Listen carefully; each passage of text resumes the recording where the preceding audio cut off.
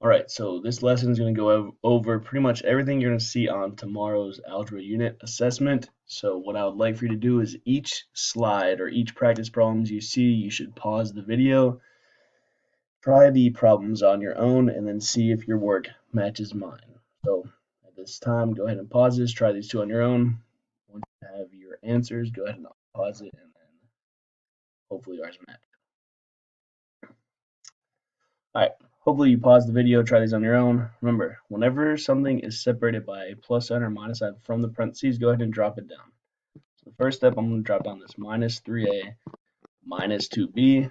Now we can go ahead and distribute. When I say distribute, you multiply the outside number by everything on the inside.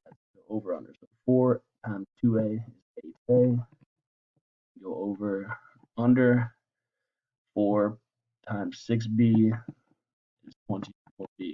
Now we're on the same level. We can combine our like terms. We have a positive 8a, a minus 3a. 8a minus 3a is 5a. And we have a 24b minus 2b, which is a 22b. So if you had 5a plus 22b or 22b plus 5a, you are correct. Alright, so like I said, whenever something is separated by a plus sign or a minus sign from parentheses, I would go ahead and drop that down. So all of this is separated by that plus sign, so all of that's getting dropped down. So we're dropping down to 6x plus 12a plus, now we can distribute 3 times x is 3x, 3 times minus 3a is minus 9a. Remember, a positive times a negative is actually a negative. Now that we are on the same line, we can go ahead and combine our like terms. We have a 6x plus 3x, which gives me 9x. And we have a positive 12a and a minus 9a. So 12 minus 9 is 3, but it's still a positive 3, so it's plus 3a. So you should got 9x plus 3a or 3a plus 9x. Both are correct. All right, go ahead and try these following the correct order of operations. Pause the video, check your work when I go over this in a second. Remember, order of operations is PEMDAS. So PEMDAS, P-E-M-D-A-S, parentheses are first. So we have to do the 5 minus 2 first. So 5 minus 2 is 3. The rest of the problem on the left side, I'm just dropping down. 14 plus 3 times 8 divided by 2. So now next is E, but there are no exponents in this problem. So now move to multiplication and division. Now whenever there's multiplication and division, we have to do left to right. So we see both multiplication and division here. So we have to do left to right first. So I got to do 3 times 8 and then divide that by 2. So 3 times 8 is 24. And then 24 divided by 2 equals 12. So all of this is 12. So then I just drop all the way drop it down all the way down here. 14 plus 12, and that gives us 26. On the right side, there are no parentheses, but we do have exponents. Skipping all the way back here and do that first. So 2 to the third power is 2 times 2 times 2. So it's not 6. 2 times 2 times 2. So 2 times 2 is 4 times 2 is 8. So there's the first step. The rest of the problem, I'm just going to drop down exactly how I see it. We have 12 minus 8 plus 6 times 8 minus 10. So next is multiplication division. There is multiplication way over here. So we're doing that. 6 times 8 is 48. Drop down the rest of the problem. We have 12 minus 8 plus now 48 minus 10. So now that we have subtraction and addition all at the same time, we're just going to do this working left to right. So 12 minus 8 is 4. Now we have 4 plus 48 minus 10. 4 plus 48 is 52. 4 plus 48 is 52 minus 10 equals 42. So for those two problems, hopefully you got 26 and 42. If you didn't, please go back and check your work. All right, moving on to substitution. Go ahead and pause the screen, check your work when I go over them. So the first one, we are plugging in 4 for x. So all I'm going to do is rewrite the problem first. 2 times x squared, so 2 times 4 squared. Order of operations, gotta do 4 squared first. 4 squared is 4 times 4, that's 16. Drop the rest down, so 2 times 16, we got 32 for that. The next one, plugging in 6 for a. So we have 1/2 times 6 squared. Remember, 6 squared is 6 times 6, that's 36. Drop the rest down, so we have 1/2 times 36. You can do this in your head. Think 1/2 of 36, and you still get the answer. 1/2 of 36 is 18. Or if you want to do one extra step, do 36 over 1. You get 36 over 2. And we know 36 over 2 is 36 divided by 2. That means 18. Last one, plugging in a 6 for a, and then 4 for x. We have 3 times a, which is 3 times 6, plus 4 over 3 times 4 minus 10. So order of operations, 3 times 6 is 18. Then the numerator is 18 plus 4, which is 22. Down here we have 3 times 4 is 12. 12 minus 10 is 2. So we have 22 over 2. And 22 over 2 means 22 divided by 2. So this would simplify to be 11. Your 3 answers here should have been 32, 18, 11. Moving on to one-step equations, a lot of your favorites. Go ahead and pause the screen, and hopefully your answers match mine. All right, so for this top left one, it helps to read it in math. So it's 3/4 times n equals 12. And this is probably going to be calculator inactive. So I'd like for you to be able to do this one without a calculator. We got to get this n by itself. We got to isolate the variable. So right now, just ask yourself, what's happening to the n? It's getting multiplied by 3/4. The opposite of multiply by is divide by 3/4. So we got to take the inverse operation in order to cancel it out. So we're dividing both sides by 3/4. Those cancel. So our problem is n equals 12 divided by 3/4. It's the top number divided by the bottom. So we'll go ahead and do my work up here. So we have 12 divided by 3/4. Can't do a whole number divided by fraction, so I make 12 a whole number by putting it over 1. Now we can keep change, flip, keep 12 over 1, change, 3 over 4 flips to 4 over 3.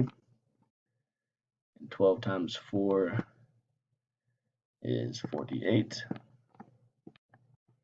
And 1 times 3 is 3. 48 over 3 is mathematically correct, but just know 48 over 3 also reduces to 16. So these are both acceptable answer choices. For the top right one, we got to isolate the b. So you draw your line called the equator, it goes to the equal sign. Got to get the b by itself, so we got to get rid of plus 9 by taking the opposite of plus 9, which is minus 9. What I do to one side, do the other. These 9's cancel, drop down the b, and 12 minus 9 is 3. Please check your work to give you the answer. If you get 12 as your answer, you're correct. So 3 plus 9 does give us 12.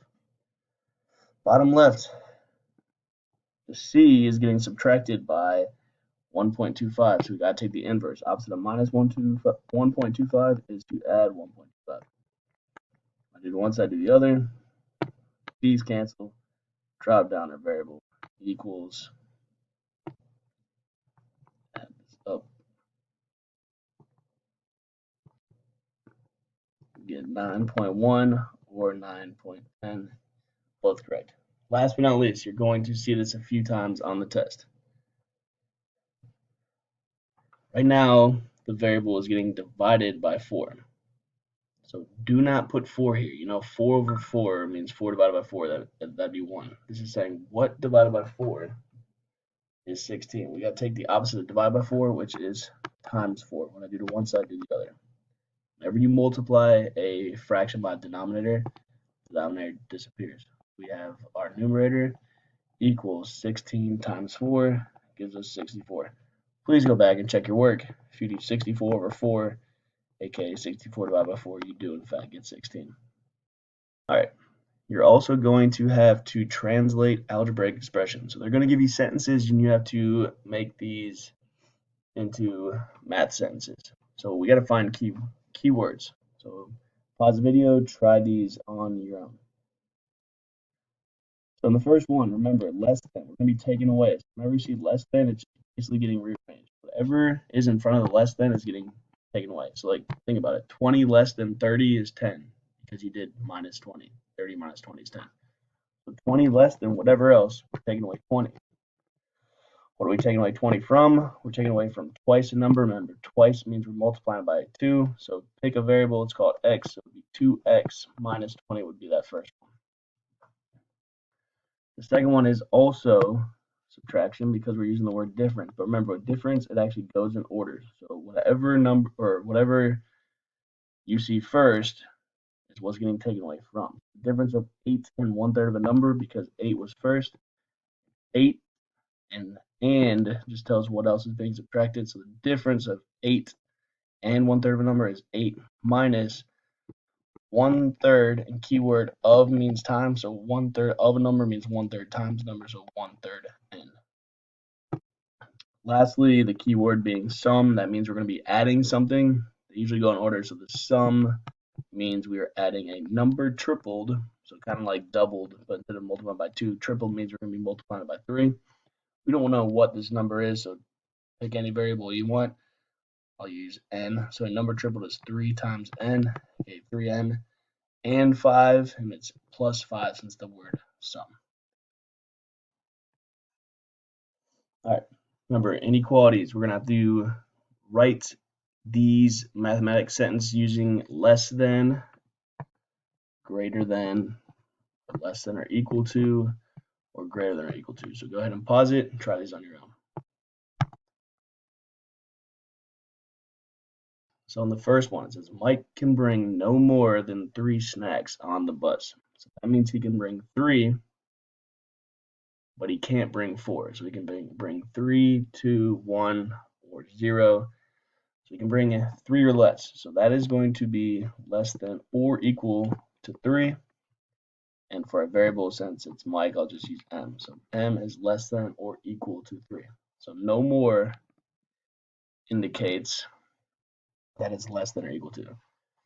The opposite of that would be at least, which brings us to the bottom one. When you see at least, that means you can bring this much money or more. So if he's spending at least $20, that means he's spending $20 or more. So that's greater than or equal to. You're spending $20, it's going to be 21, 22, 23, but we know it's at least $20. Jonathan, we can use J for our variable. And the last thing we're going to talk about is actually graphing these inequalities. So remember, whenever it has no line underneath it, it's going to be an open circle. Whenever it has a line underneath it, less than or equal to or greater than or equal to, you have to fill in the circle. So remember, the extra ink it takes to draw the line requires the extra ink it takes to fill in the circle. So based on that, go ahead and try and graph these, and hopefully your graphs match mine. All right, so the first one's pretty straightforward. Remember, usually when it's the variable on the left, the inequality actually points what direction it's going to be going. It's going to be pointing to the left. It's only when the variable's on the left side. What you can also do is just give me the first 3 numbers that this satisfies. So do the first 3 numbers that are less than 10. So 10 would not work because 10 is not less than 10. It would be 9, 8, 7. Okay. So when you plot this, you're going to be going towards the direction of 9, 8, and 7. Also, when I'm looking at our inequality, it does not have a line underneath it, so it's going to be an open circle. It's going to be pointing to the left towards the 9, 8, 7. It's going to be over number 10. So hopefully your graph looked like that one. And the right one looks a little confusing, but we're going to solve this just how we did our one-step equations. So the first thing we got to do is cancel out the plus 3 to get that x by itself. So take the opposite, minus 3, minus 3. What I do to one side, do both. Those cancel out. Drop down the variable and the symbol, and 5 minus 3 is 2. So we have 2 is greater than or equal to x.